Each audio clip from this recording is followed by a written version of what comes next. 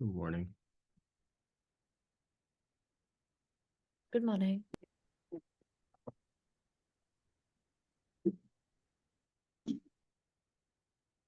We'll give it a moment and we'll get going.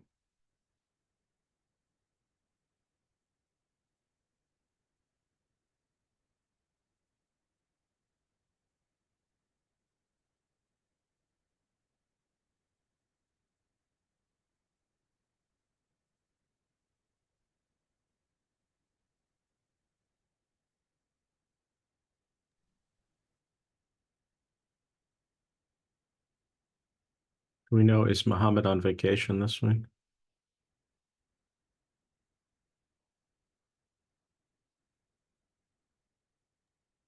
I don't think he is. I'm just looking right now. No, he's not. So he Okay. should join. All right, let's just get going. All righty. So this is an electrocardiogram from a 2-month-old.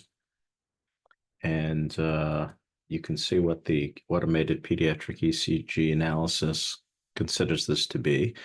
So my question for you is, do you agree with this computer analysis? I'm going to go to Dr. Obzikov. What do you think? Good morning. Good morning So this weekend, by the way. 2-month-old rate of around 300, which is quite fast. My initial instinct is that this kind of looks like a proventricular tachycardia. I don't see any P waves, but for a flutter, I would expect to see sawtooth P waves. So I don't think I see at all. But Mhm. maybe it's just too fast for me to even pick up. So I don't necessarily agree it's on a clear A flutter. So this is a 2-month-old. First of all, I guess the first question is, how common is it for 2-month-olds to have atrial flutter? Not very common. Yeah, in fact, not sure I've ever seen atrial flutter in 2-month-olds, actually. Unless it's iatrogenic, like in a post-op or something. So now in a newborn, though, we do see atrial flutter with some regularity. A couple of times a year, we have a patient with that, but we don't see it typically in 2-month-olds. But even if it were atrial flutter, what is the uh, what is the atrial flutter rate normally? Let's say in a newborn, what is the atrial rate usually when a baby is in atrial flutter?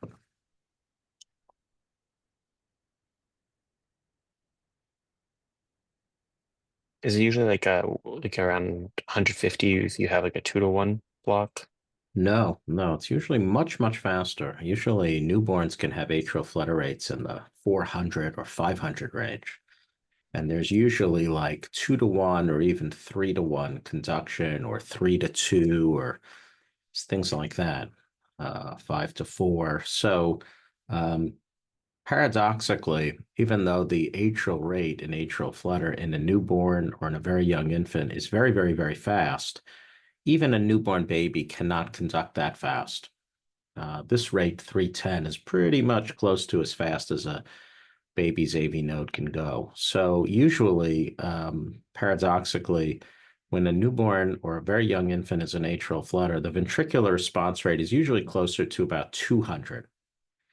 And so the point I'm trying to make here is that in this tracing, a heart rate of 310 in a very young infant is almost always going to be some form of reentrant tachycardia. And by that, I mean either an accessory pathway mediated tachycardia, so ORT or AVRT or AVNRT. But it almost never will be atrial flutter at this rate. You don't even need to see the tracing to know that in 99% of the time, if you see a rate this fast, it's going to be some kind of SVT. And by that, I mean something like AVNRT or ORT, not atrial flutter. And sometimes in atrial flutter in small infants, you can't actually see the P waves very easily unless you do a Valsalva or give adenosine or things like that. So I would agree. We don't really see obvious retrograde P waves. Of course, this is a very poor quality tracing. as is sometimes the case when you are the attending and someone sends you a text message picture of it. But the point I'm trying to make here is just the rate alone, even without looking at the tracing, you can pretty much get that point. So, all right, so Vlad, you're in the emergency department, and this patient comes in, and this is the heart rate. And what do you do to get the child out of this rhythm? I would first try some vagal maneuvers. So Yeah, what maneuver would you try? you can try ice to the face, blowing on the face, rectal stimulation, knees to chest. Okay. See if any of those work. All right, so you've done those and they have not worked. What's your next option? So then we place an IV if we don't have one, and then try some adenosine to see if we can terminate and also see the underlying rhythm of the P waves, what they look like. Okay, but we've already established that we feel confident that we know what the rhythm is, right? It's either ORT or AVNRT. Right. Because of this heart rate. So how much adenosine would you give the patient per kilo? It's 0.1 per kilo. Right, so 0.1 milligrams or 100 micrograms per kilo. And okay, so let's say you give this and it does not work. What else would you do? You could repeat the dose at a higher dose, so 0.2 per kilo. Right, okay, so you've given 0.2 per kilo, and the tachycardia terminates for 3 seconds and then it resumes. What would you try then? Has the patient been stable through all of this in terms of blood pressures? Well, it's hard to take a blood pressure because the heart rate is 310. So you're not sure if you trust it. The baby's crying. That's all we know. I've seen sometimes people do like a third dose to see if it breaks, but at this point, it also probably starting a medication to control it overall, Right. which I think would probably be like a beta blocker. Okay, so what kind of beta blocker would you try? So typically if it stops, we would do oral, but if it's It hasn't recurrent, stopped. You're in the ER. It stopped for 3 seconds when you gave adenosine at 0.2, and then it stopped again for another 4 seconds, but then resumed when you gave 0.4. So then I think we have to do IV medications. okay, what would you think about trying? Would we do calcium channel blocker IV? Oh, that would Or be the wrong answer. wrong answer? Why is that the wrong answer in a 2-month-old? We've discussed this during our drug review a few months ago. So the choice would be like either IV verapamil or IV diltiazem, I guess is what you're suggesting. So why would we not want to give that to this? Oh, because of the risk of cardiovascular collapse in the young infants, right? That's right. So we would definitely, excellent answer. So we would definitely not give that. Now, I'm going to be clear in saying I'm not 1,000% sure that diltiazem at a very, very, very slow rate would be wrong, but formally, we would never ever recommend that. It is contraindicated in small infants. So what else could you give this child? The other thing is, Vlad, you've now been a cardiology fellow for 2.5 months, almost 3.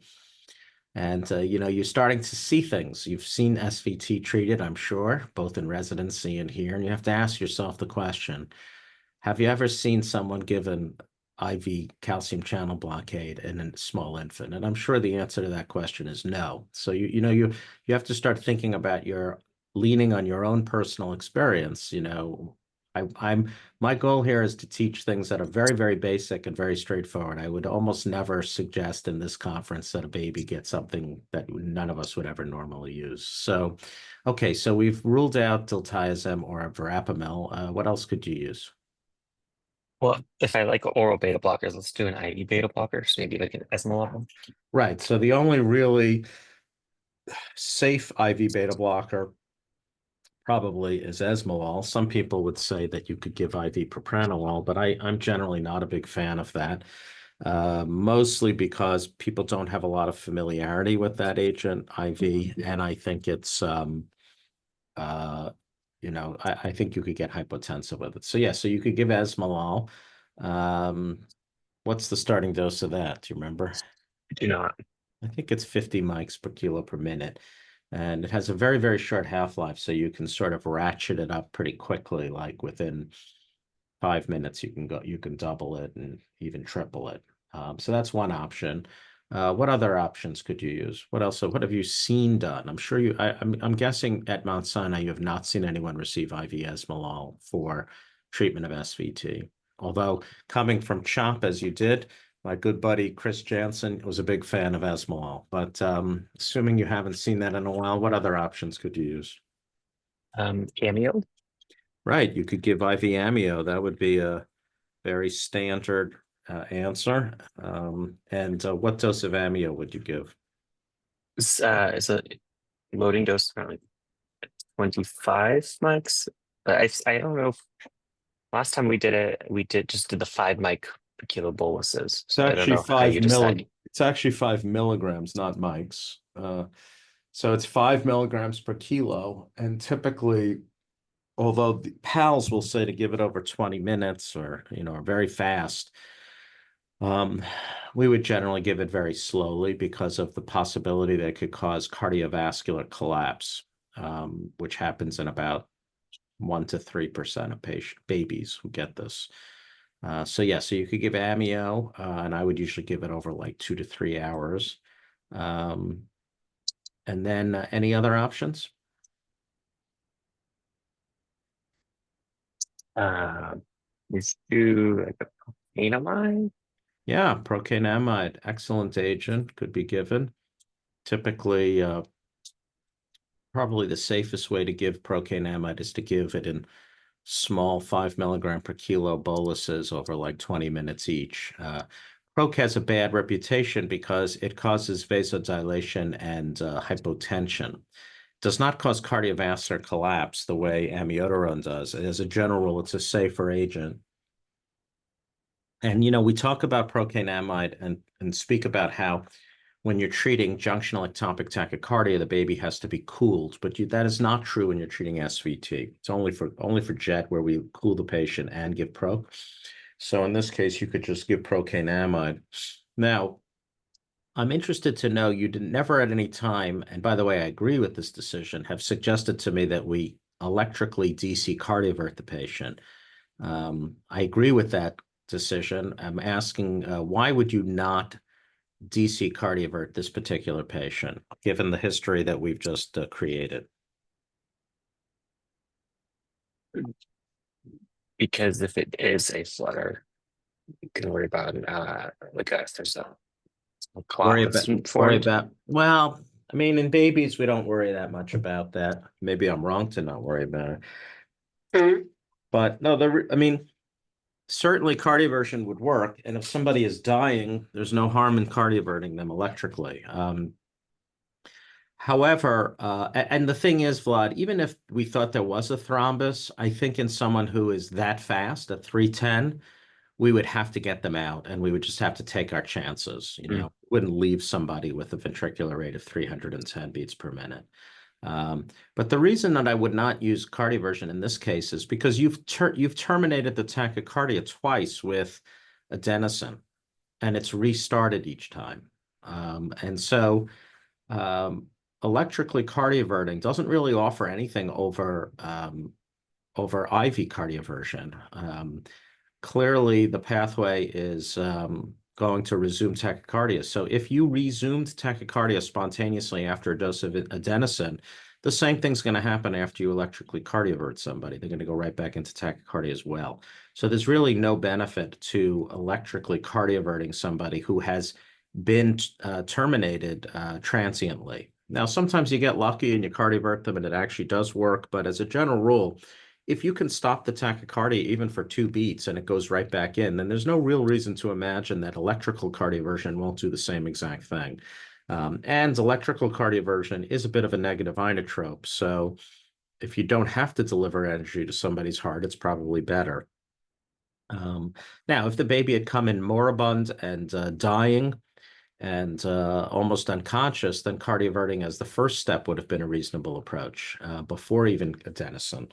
But I think that you were correct in not in not cardioverting, since you did actually cardiovert successfully, but it just returned. So that strongly suggests that you need a medication on board. The one agent you didn't mention, which is a more novel approach, but is certainly done in many centers now, is the use of IV sotalol. That agent has been touted as a very good agent to terminate SVT, and also as a good chronic agent that you can transition to oral sotalol. We have it on formulary here at Sinai. Right now, only Barrier Eye are allowed to approve it when it's needed. We haven't used it much, mostly because we have other alternatives.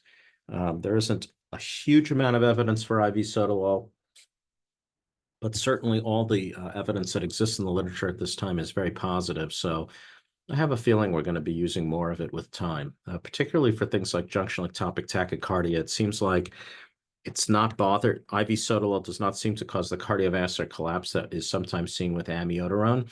And in the single study on this topic by Alice Rochelson from the group in Texas, they showed that it was faster in achieving a slowing of the heart rate than amiodarone was. Usually within an hour, you could get the heart rate down 20 or 30% with sotalol. So it's possibly a nice option in the future.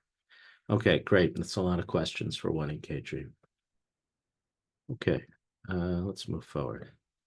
So this is from an EP study, and let's just review for everybody. Always when you see intracardiac tracing, you always want to look on the left-hand side on the legend to see what each channel is. So in our laboratory, typically the first 3 or 4 channels are surface electrocardiogram. So in this case, we're projecting leads 1F, V1, and V6. The map is how we denote the ablation catheter, distal and proximal. This is the high RA catheter, which is in red. We have 3 His channels, distal, mid, and proximal, although mostly we only see signals well on the mid. And then we have a coronary sinus from proximal, which is near the mouth of the coronary sinus, out to distal, which is sort of left lateral. And then finally, right ventricular apex here. So the question is, what is this rhythm? And I am going to reach out to, what do we say, Dr. Molly. What do you think?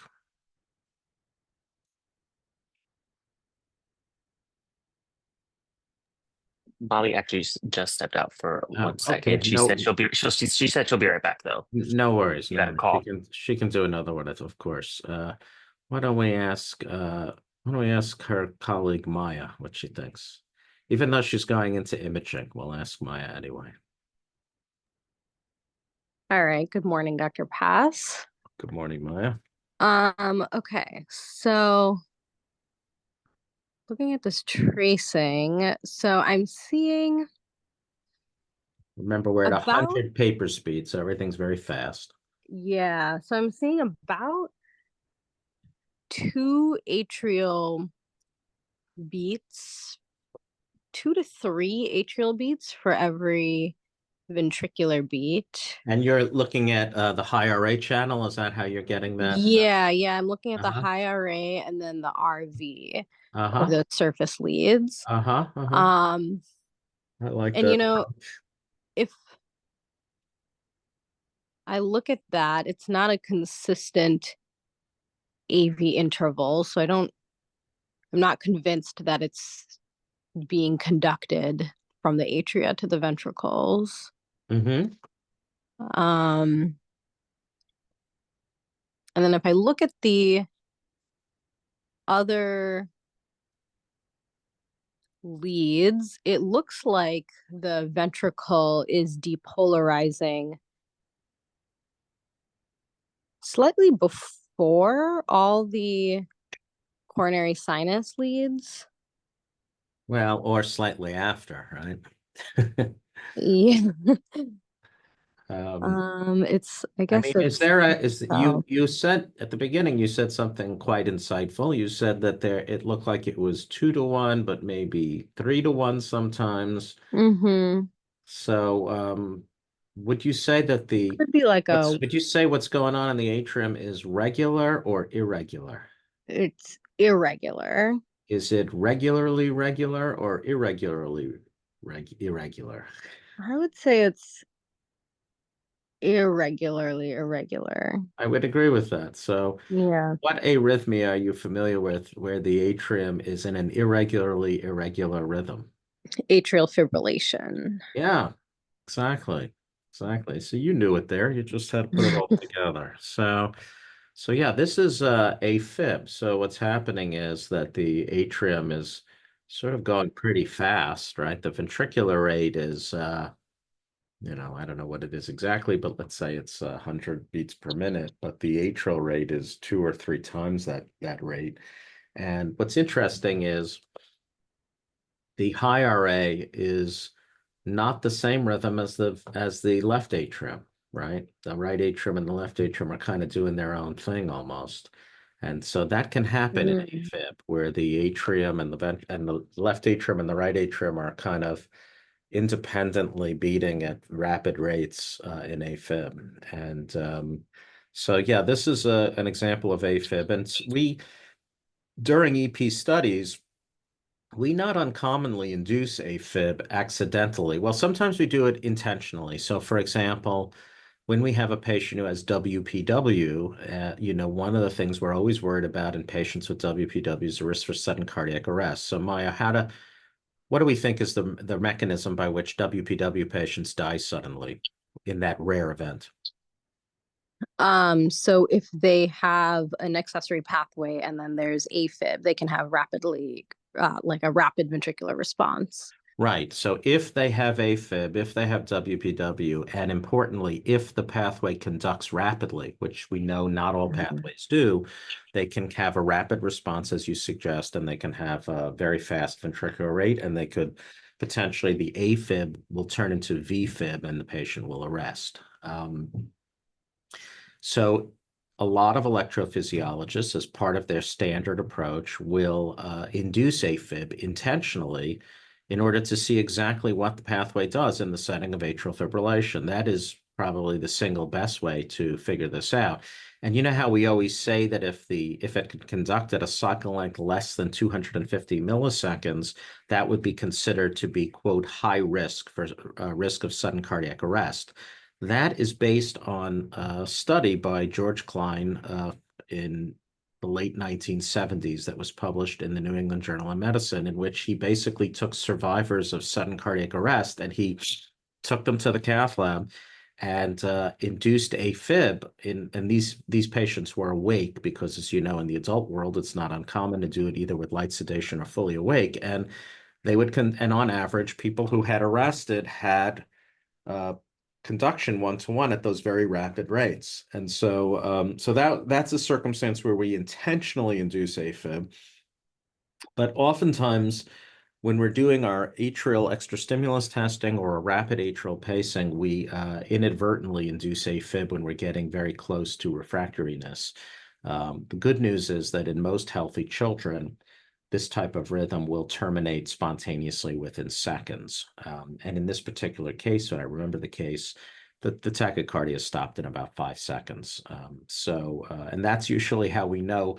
When that happens, we know, okay, we're not going to pace that aggressively again because we can predict that this is going to happen again. And every once in a while, though, we induce this and it does not terminate on its own, and we give it a few minutes to see if it will stop on its own. And if it doesn't, we actually have to cardiovert the patient while under general anesthesia. But thankfully, most of the time, it just stops on its own in children. Okay. All right. And I'm going to ask the question, what happened here? So I'm going to ask Dr. Capon what she thinks about this.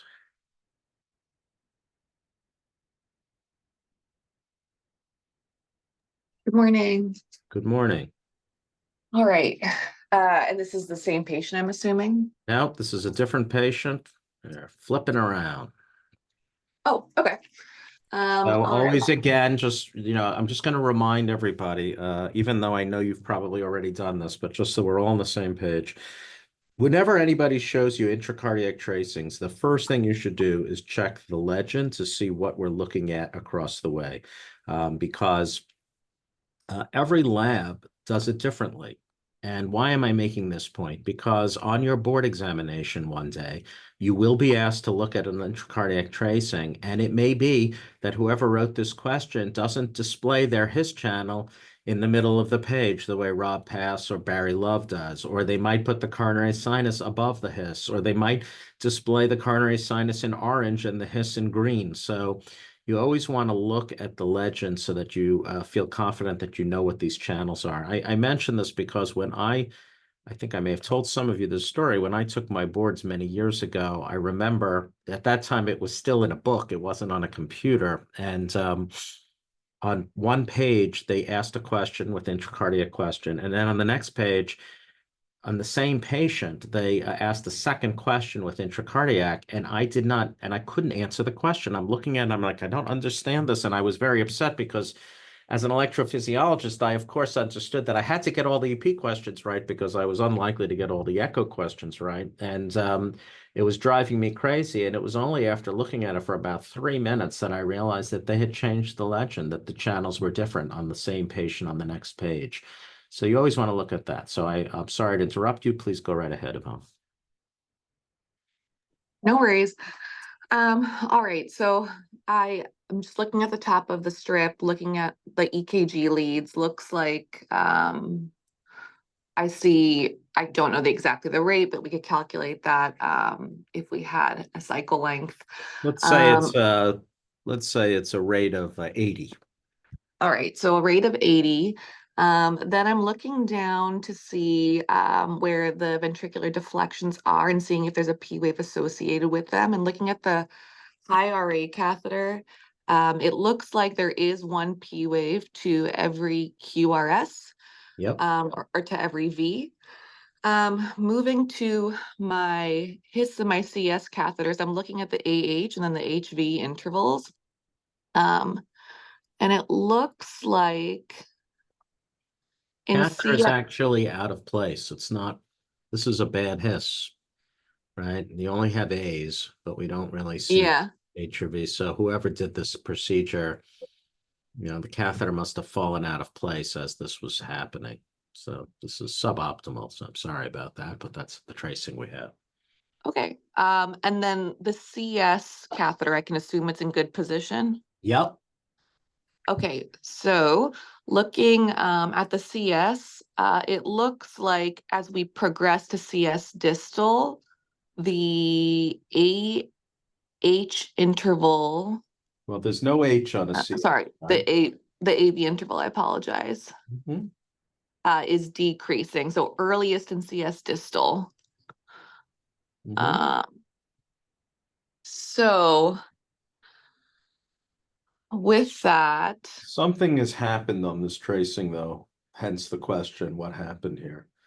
Look at the surface electrocardiogram. Do you notice something that happens on the surface between the first two and the last two beats? yeah, it looks like you're pre-excited in the first two, Mm-hmm. and then you kind of lose that pre-excitation as you move forward I through agree the with that. Is strip. there any what about, look at the mapped catheter, mapped distal. Can you tell a change in that? Map distal, let me see, sorry. Yeah, you can definitely see the map distal. Uh-huh. And what do you think happens between, say, this beat and this beat? So here we're pre-excited, right? Yeah. Just like you Mhm. said, pre-excited, Yeah, and then not pre-excited, right? right. And so what happens to the ablation, the signal on the distal ablation catheter? This is what it looks like when we're pre-excited. This is I what guess you ablated it and got the pathway. right. So here's a signal on the distal ablation that corresponds to the A, right, to the P wave. Yeah. And then this signal corresponds to the V, right? And so basically what you're looking at here is the winning signal. This is with the A and the V superimposed on one another, okay? And here we have the A and the V separated. So when you look at this, it's sort of hard to tell, where does the A end, when does the V begin? But here, once the pathway is gone, we see that the A to V interval is much longer. So presumably the pathway was very close to where the MAP catheter was. We ablate it, and now we're going down the AV node. And so no longer does the A and the V, no longer are we exciting the ventricle early because we're near a pathway. The pathway is not conducting any longer. And so we now have separation of the A and V. And we also now that we see that there's an A and a V in the setting of sinus without the pathway, we can feel more confident that this is in fact an atrial and ventricular electrogram superimposed on one another. If you were to look at this by itself without this, you might say, oh, this looks maybe like it's all an atrial electrogram, but actually it's an A and a V. And as soon as the pathway goes away, we see that in fact on in the catheter from one beat to the next, there is an A and a V. So this was actually a very well-balanced catheter on the tricuspid annulus with the pathway dissolving. Also, you see it says ablation on. So presumably ablation started here, and essentially there was one pre-excited beat from the time ablation came on, and then loss of pre-excitation. And we've talked about how the faster that the pathway stops conducting when you turn ablation energy on, the better, the more likely it is that you're in the correct location. If we lose pre-excitation rapidly, that usually is an indirect sign that you are in the correct location of the accessory pathway. And the general rule of thumb is about less than 2 seconds or so. In this case, it's certainly less than 2 seconds. It's probably even less than 1 second.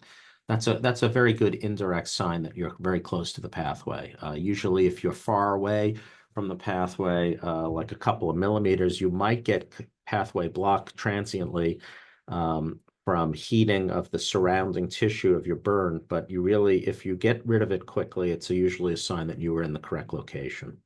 So this is a loss of pre-excitation. And I think that this tracing is nice because it demonstrates how, although we have a lot of information from the intracardiac, really everything in these leads looks exactly the same on the left and the right side of the screen, right? It's really only in the distal ablation where we see a change. But in the surface electrocardiogram, you could really answer this question without any of the information of the intracardiac, right? It's very obvious that we're pre-excited here and then we're not pre-excited here. So I'm showing this tracing just to remind you that when you're answering a question regarding intracardiac electrophysiology, you should always start by looking at the surface ECG to see if the information might be there. Generally speaking, particularly when you're taking your board someday, the goal is really to make these questions about this type of modality generally tend to be, in my experience, do you have a clue what you're looking at questions. They're not asking that many super high sophisticated questions of complex signal analysis. They really want you to be able to prove that you understand some simple basics of intracardiac electrophysiology. And so oftentimes the answer or the clue may be in the surface electrocardiogram. In this case, you didn't even need any of the intracardiac, but this is a very nice proof. This change in the signal from here when we're pre-excited to here when we're not pre-excited is a very good, this is the only channel on this intracardiac where we see an actual change. And that's in part because the person who was doing this, the His positioning was lousy. It obviously knocked out during manipulation probably of the MAP catheter. So any questions regarding that? No, thank you. Thank you. All right, I think we'll stop here. Thank you all very much. I hope everybody has a great day, and I'll see you at Sinai in just a little bit. Thank you. Thanks, everyone. Be well.